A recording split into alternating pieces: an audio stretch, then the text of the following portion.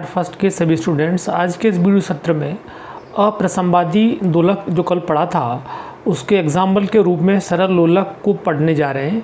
इसमें आप जो देख पा रहे हैं इस चित्र में यहाँ देख पा रहे हैं, ये एल लंबाई का एक धागा है, एक रस्सी है जिससे स्मॉल एम द्रव्यमान का एक पार्टिकल बंधा हुआ है जो कि एसएचएम कर रहा है। इधर जाएगा राइट लेफ्ट, माध्यावस्था के दोनों ओर ये एसएचएम कर रहा है, सरल आवर्त गति कर रहा है और थीटा नॉट इसका अधिकतम विस्थापन है।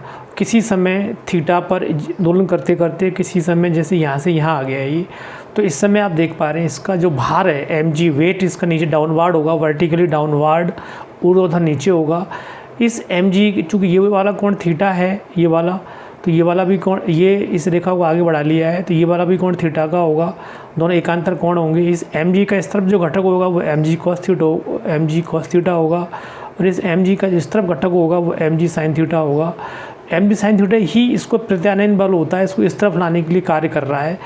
जब ये उस तरफ गया तो इस तरफ लाने के लिए यही बल क्या करता है, काम करता है, जिसका नाम है mg sin थीटा।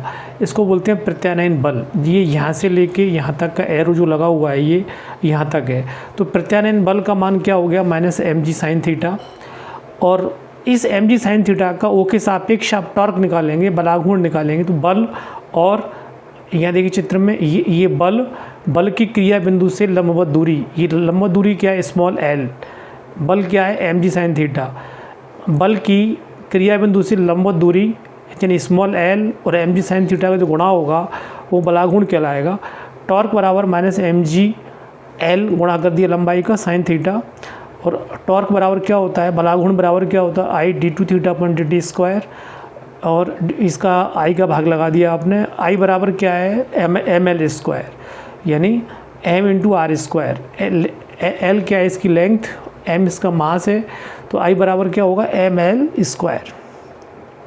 जैसे आई बराबर एम आर स्क्वायर होता है तो यहाँ पर एम एल स्क्वायर हो जाएगा, एल से एल कट गया, जी बटे एल, और जी बटे एल को अपन ओमेगा नॉट स्क्वायर बराबर जी बटे एल है, इसको ओमेगा नॉट स्क्वायर। ये समीकरण नंबर 1 आ गया आपके पास।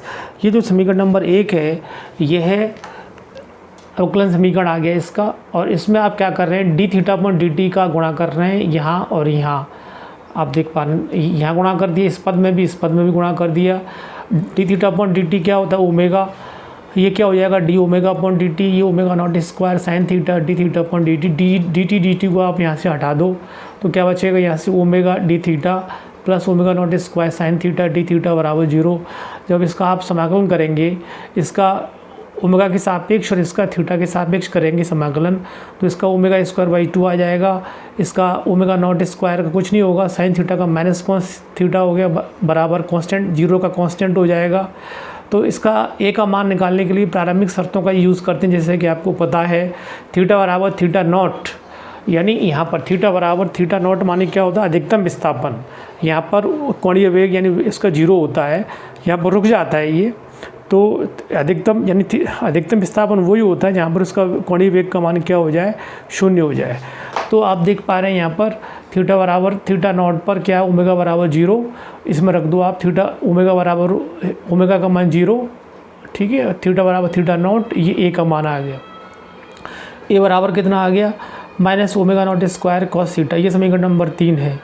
अब इस समीकरण नंबर 3 को आप कहाँ रखने जा रहे हैं, यानी ए का मान आप कहाँ रखने जा रहे हैं, समीकरण नंबर 2 में रख दो आप। तो ओमेगा स्क्वायर बाई 2 देख पा रहे हैं, minus omega naught square cos theta, और ये आपने ए का जो मान आया वो मान यहाँ रख दिया, minus omega naught square cos theta बेटा। अब ये मान यहाँ रख दिया आपने, पक्षांतरण किया आपने, ठीक है, कॉस थीटा पॉजिटिव आ गया। ये ओमेगा का मान निकाल लिया इस तरीके, ये ओमेगा का मान आप देख रहे हो ये यहाँ आ गया, ओमेगा का मान रूट हो जाएगा, ओमेगा बराबर D theta upon D T होता है, ये रख दिया आपने। यहाँ से कॉस का मान आपने 1 minus sine square theta by 2 होता है, इसका 1 minus sine square theta by 2 हो जाएगा। एक और एक 2 हो गए, 2 दूनी 4 हो गए, साइन स्क्वायर थीटा बाई 2, और ये प्लस में हो जाएगा, पहले वाला पद ये आ जाएगा थीटा नॉट वाला, उसके बाद ये वाला पद आएगा, कौन सा, साइन स्क्वायर थीटा वाला। तो ये 4 का वर्गमूल से बाहर लोगे 2 आ जाएगा, ये अंदर ये पड़ा रह जाएगा पावर हाफ में। और अब आप क्या कर रहे हो यहाँ से, अब आप क्या करने जा रहे हैं, ओमेगा नॉट थीटा गुणा करके यहाँ लिख लो, ये इसका गुणा कर दो और बाकी राशियों को इसका भाग लगा दो, ये भाग लग के यहाँ पर आ गई ये 2 sin square theta by 2 minus sin square theta by 2 power 1/2। अब इसका 1/4 आवर्तकाल माने यहाँ से लेके यहाँ तक जाने में अगर बात कर रहे हैं कि यहाँ से यहाँ तक t/4 समय होता है, आने में t/4 होता है, फिर t/4 जाने में t/4 आने में होता है, इस तरह एक आवर्तकाल t होता है। और यहाँ से यहाँ तक कोण कितना होता है π/2। क्लियर। तो 1/4 आवर्तकाल में निकालने जा रहे हैं इसका समाकलन करेंगे तो t/4 आ जाएगा। इसका थीटा नॉट तक करेंगे यानी कोण में लिखेंगे इसको तो π/2 लिखेंगे आगे चलकर, ये यहाँ लिख दिया। अब इसको सॉल्व कर रहे हैं आप। अब आप फिजिक्स नहीं है, ये केवल क्या है कि आपको इस इंटीग्रल को सॉल्व करना है। सॉल्व करने में आप ये देख पाएंगे, इसमें आप अपनी जुगाड़ से मानेंगे कि अपनी तरकीब से माना sin θ/2 बराबर क्या है, sin θ0/2 sin फाई है। तो इसका अवकलन करेंगे आप, तो इसका अवकलन क्या हो जाएगा, sin थीटा का कॉस में हो जाएगा, थीटा का डी थीटा हो जाएगा और हाफ और आ जाएगा बराबर थीटा नॉट का तो कुछ नहीं होगा, साइन फाई का कॉस फाई डी फाई हो जाएगा। यहाँ से डी थीटा का मान निकाल के ये समीकरण नंबर 6 हो गया। समीकरण नंबर 5 कौन सा है जो आपने माना हुआ है, ये वाला 5 माना हुआ है। समीकरण नंबर 6 आकलन करके आ गया। समीकरण 5 और 6 इन दोनों के मान आप समीकरण नंबर 4 में रखेंगे। डी थीटा का मान तो आप यहाँ रखेंगे और आगे चलकर देखो ये रख दिया, ये देख पा रहे ये आ गया। और sin स्क्वायर θ0/2 ये जो माना था sin स्क्वायर थीटा sin θ/2 का मान ये समीकरण नंबर 5 से ये वाला मान आपने यहाँ रख दिया। अब इसमें देखोगे आप sin स्क्वायर θ0/2 कॉमन आ जाएगा, 1 माइनस नीचे sin स्क्वायर थीटा आएगा, वो cos स्क्वायर फाई बन जाएगा, cos फाई बन जाएगा वो। तो वो cos फाई ये ऊपर से कट जाएगा, क्लियर, और 2 से 2 कट जाएगा ये। तो यहाँ क्या बचेगा, केवल इसमें से ऊपर वाला ये जो cos θ/2 है ये नीचे आ जाएगा। आप देख पा रहे हैं sin स्क्वायर θ0/2 कॉमन लोगे, 1 माइनस sin स्क्वायर आएगा फाई और cos स्क्वायर फाई बन जाएगा। cos स्क्वायर फाई का वर्गमूल लेंगे आप, हाफ आएगा, cos फाई ऊपर से कैंसिल हो जाएगा और जो 2 से 2 कट जाएगा और जो sin स्क्वायर θ/2 आपने जो अभी कॉमन लिया है वो भी हाफ में आएगा तो वो कट जाएगा, यानी सिर्फ ये वाला पद बचेगा। ये सामान्य सी एक बात है। अब cos θ/2 का मान लिखोगे 1 माइनस sin स्क्वायर θ/2 मन में, और 1 माइनस sin स्क्वायर θ/2 इसका मान यहाँ से लोगे आप, ये मान रखोगे तो ये आ जाएगा sin स्क्वायर θ0/2 sin स्क्वायर फाई/2 की पावर 1/2। ये 1/2 लगा हुआ है, ध्यान रखना। तो अब इसका आप समाकलन करेंगे आप। इसका जब समाकलन होगा इस वाले पद का तो 1 plus half sin square θ0/2 sin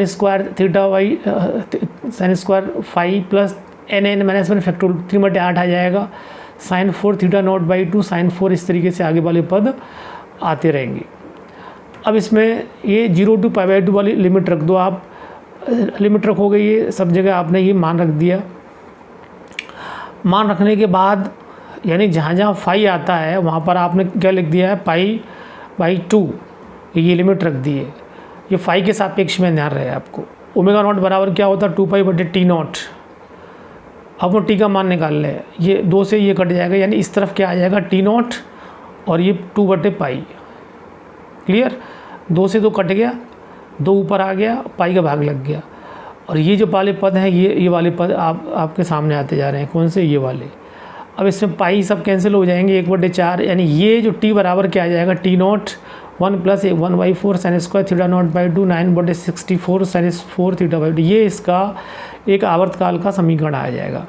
अपन क्या रखते हैं, केवल प्रथम पद को यूज़ करते हैं ज़्यादातर। तो टी बराबर T0 1 प्लस 4, उच्च पदों को आप हटा देंगे यहाँ से, तो केवल एक पद को रख लो आप sin स्क्वायर θ/2 को। अगर ये भी बहुत θ0 भी बहुत छोटा है तो आप, अगर कोण बहुत छोटा होता है तो वो कोण के बराबर ही होता है, तो इसका मान θ0² हो गया। ये 1 प्लस 4 है यानी 1 प्लस 16 हो गया। तो T0 1 प्लस θ0/16 यानी क्या होता है, टी बराबर T0 आवर्तकाल जो होता है समय के साथ। तो θ0 क्या है, कोणीय आयाम है। कोणीय आयाम का मान बढ़ाओगे तो टी का मान बढ़ेगा। देख रहे हो आप इस चित्र में, ये एक प्रैक्टिकल भी है आपका कि जैसे जैसे θ0 का मान बढ़ाओगे आप, कोणीय आयाम बढ़ाओगे, वैसे वैसे आवर्तकाल के मान में क्या होती जाती है, थोड़ी थोड़ी वृद्धि होती जाती है। तो ये पूरा एक एग्जाम्पल है। इस एग्जाम्पल में ज़्यादा कुछ नहीं है, केवल आपने जो देखा है कि आप यूँ मान के चलेंगे यहाँ से केवल आपने इसको केवल सॉल्व किया है। गणती विधि से, जो आपके लिए बहुत एक सरल तरीका होता है, बहुत सामान्य सी विधि होती है। और लास्ट में आप ये जो समीकरण आया है T = T0 वाला, इसको आप ध्यान रखेंगे। Thank you very much.